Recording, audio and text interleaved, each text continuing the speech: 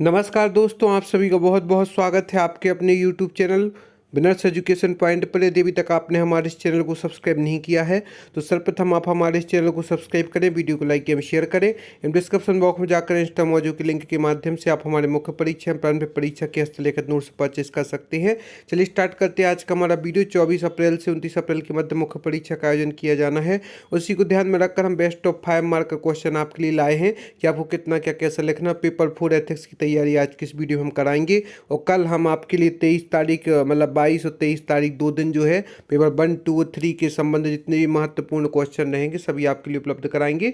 लोकपाल के अधिकार क्षेत्र का वर्णन कीजिए। तो लोकपाल एवं लोकायुक्त अधिकार 2011 के अंतर्गत लोकपाल के अधिकार क्षेत्र में प्रधानमंत्री, कैबिनेट मंत्री, संसद सदस्य और केंद्र सरकार के समूह ABC और D के अधिकारी कर्मचारी आते हैं लोकपाल एवं लोकायुक्त के अंतर्गत।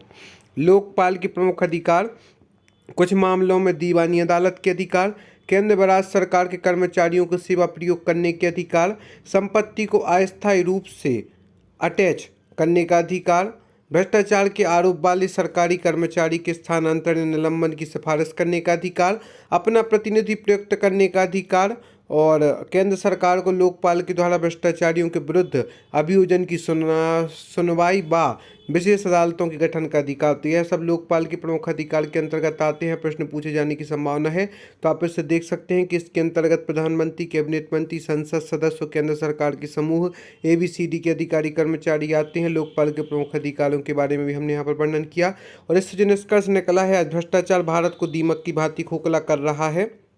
लोकपाल के गठित होने से भ्रष्टाचार में अवश्य कमी आएगी तथा देश के विकास में सकारात्मक प्रभाव पड़ेगा।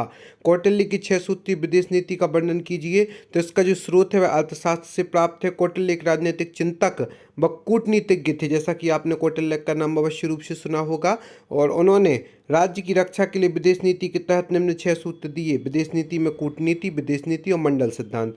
और इनकी 6 सूत्री विदेश नीति में सबसे पहली तो है संधि, दूसरी है विग्रह, तीसरी है यान, चौथी है आसन और पांचवी है संश्रय और छठवीं है दधिभाव। तो हम इनको व्यवस्थित रूप से देखेंगे। यदि आप इतना लिखते हैं तो आपको 5 में से 5 मार्क कर मिलेंगे और आपके लिए अच्छा रहेगा। तो शांति के लिए शक्तिशाली राजा से संधि की जा सकती है। यह 6 सूत्री विदेश नीति में से प्रथम संधि थी।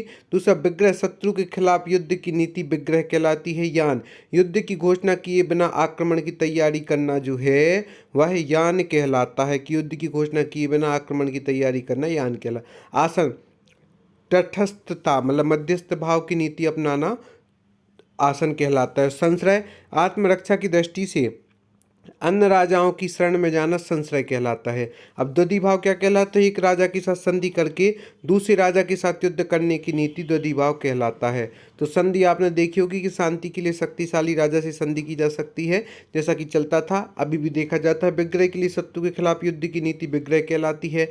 युद्ध की घोषणा किए बिना आक्रमण की तैयारी यान। आसन जो है तटस्थता की नीति अपनाना है। संश्रय, आत्मरक्षा की दृष्टि से अन्य राजाओं की शरण में जाना।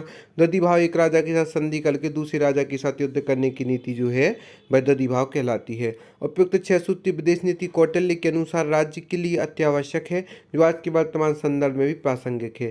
अब इसके बाद हम आपको बताएंगे अरस्तु के मध्यम मार्ग सिद्धांत का वर्णन कीजिए। उसके पहले हम आपको बता दें, आप हमें फेसबुक, यूट्यूब, इंस्टाग्राम, टेलीग्राम आदि के माध्यम से भी ज्वाइन कर सकती हैं एवं डिस्क्रिप्शन बॉक्स में जाकर इंस्टा मौजू के लिंक के माध्यम से आप हमारे लोक प्रशासन मध्य प्रदेश की प्रमुख रियासतें, पेपर 3 केमिस्ट्री, फिजिक्स, भूगोल, शास्त्र आदि सभी विषयों के नोट्स हैं, कंप्यूटर आदि को भी परचेस कर सकती हैं। उनकी तैयारी भी हमारे चैनल के माध्यम से व्यवस्थित रूप से कर सकते हो। कैसे आपको 5 मार्कों के बारे में लिखना है वह भी जानकारी हम आपको देंगे। तो अरस्तु के मध्यम मार्ग का सिद्धांत का अनुसरण करने वाला जीवन ही अनिवार्य रूप से श्रेष्ठ जीवन है, इसे गोल्डन मीन कहते हैं।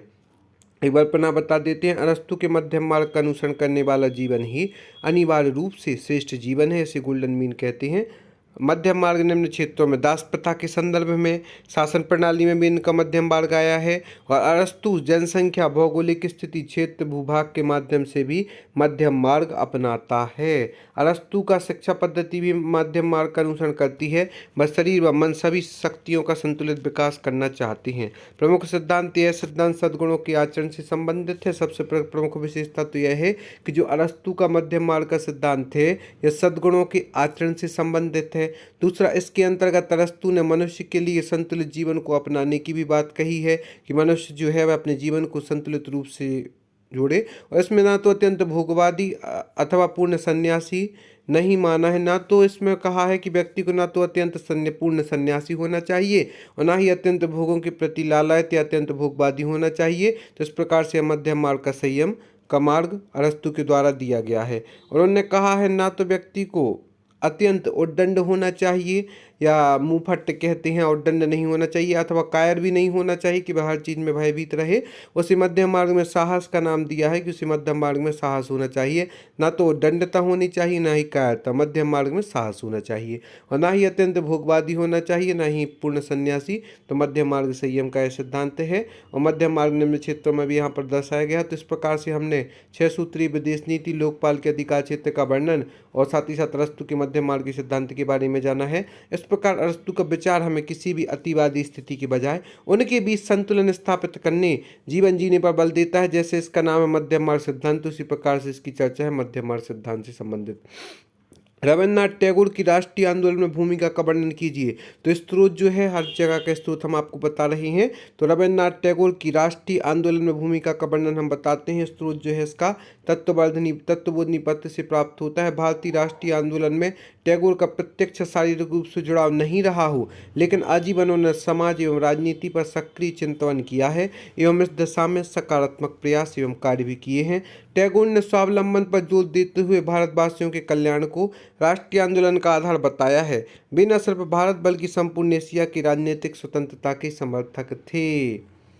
1988 में कांग्रेस अधिवेशन में इन्होंने भाग लिया था। 1905 के स्वदेशी आंदोलन में भी भूमिका का निर्वहन किया था। 1911 में इन्होंने जनगण मन पहली बार गाया था और इनको आपको ज्ञात होगा कि इन्होंने शांति निकेतन की स्थापना भी की थी, जहां पर इन्होंने शिक्षा के क्षेत्र में समाज के लिए भी कई कार्य किए थे। 1919 में जलियांवाला बाग कांड के विरोध में सर की उपाधि लौटा दी गई थी इनके द्वारा, रविन्द्रनाथ टैगोर जी के द्वारा। असहयोग आंदोलन में भी इन्होंने भूमिका निभाई थी और 1930 में सविनय अवज्ञा आंदोलन का इन्होंने समर्थन दिया था। टैगोर अपने कृतित्व व व्यक्तित्व के माध्यम से देश, समाज और विश्व में सेवा की है। तो यहाँ पर हमने देखा है कि 1988 में कांग्रेस अधिवेशन में भाग लिया था। आपके यह सन भी याद रखना है और साथ में डिटेल्स भी। 1905 की स्वदेशी आंदोलन में भूमिका का निर्वहन किया था। 1911 में जनगण मन पहली बार गाया था। 1919 में जलियांवाला बाग कांड के विरोध में सर की उपाधि लौटा दी थी। असहयोग आंदोलन में भी भूमिका निभाई थी। 1930 में सविनय अवज्ञा आंदोलन का समर्थन दिया था। टैगोर अपने कृतित्व व व्यक्तित्व के माध्यम से देश, समाज और विश्व में सेवा की थी। इस प्रकार से रविन्द्रनाथ टैगोर की राष्ट्रीय आंदोलन भूमिका को भी हमने देखा, मध्यम मार्गी सिद्धांत को देखा, कौटिल्य की 6 सूत्री विदेश नीति को देखा, लोकपाल के अधिकार राज्यों के वर्णन के बारे में भी देखा। हम एक थ्री मार्कर को देख लेते हैं कि केंद्रीय सतर्कता आयोग क्या है। तो जिसकी स्थापना है 1964 में की गई थी। संथानम कमेटी के सुझाव पर केंद्रीय सतर्कता आयोग की स्थापना की गई थी। यह संस्था लोक सेवकों के विरुद्ध लगाए गए आरोपों की जांच करने के लिए तथा दोषी अधिकारियों के विरुद्ध मुकदमा चलाने के संबंध में परामर्श देती है। संसद सदस्य और मंत्री इसके क्षेत्राधिकार से बाहर हैं। तो इस प्रकार केंद्रीय सतर्कता आयोग की स्थापना 1964 में की गई थी। साथ ही साथ जो प्रमुख केस स्टडी हैं उन पर भी हम चर्चा करेंगे। तो आज ही आप हमारे हैंडरेटन नोट्स परचेस कर सकते हैं। प्रारंभिक परीक्षा के हिसाब से यूनिट 7, 9, 10 आदि के नोट्स आप परचेस कर सकते हैं, जो कि आपके लिए उपयोगी रहेंगे। तो आपके लिए सुअवसर है कि आप आज ही हमारे नोट्स परचेस करें और साथ ही साथ हमारा निर्देशन भी आपको मिलता रहेगा।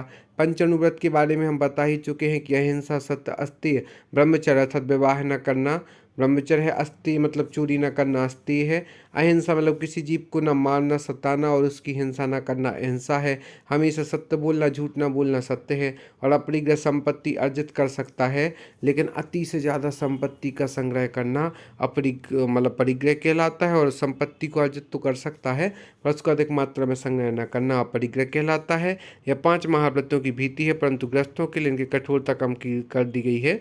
इनमें नियमों का पालन करने में कठिनाई नहीं होती है। आप सभी को बहुत बहुत धन्यवाद हमारे इस वीडियो को देखने के लिए। हम आशा करते हैं आगे आप हमारे साथ यूं ही जुड़ी रहेंगी।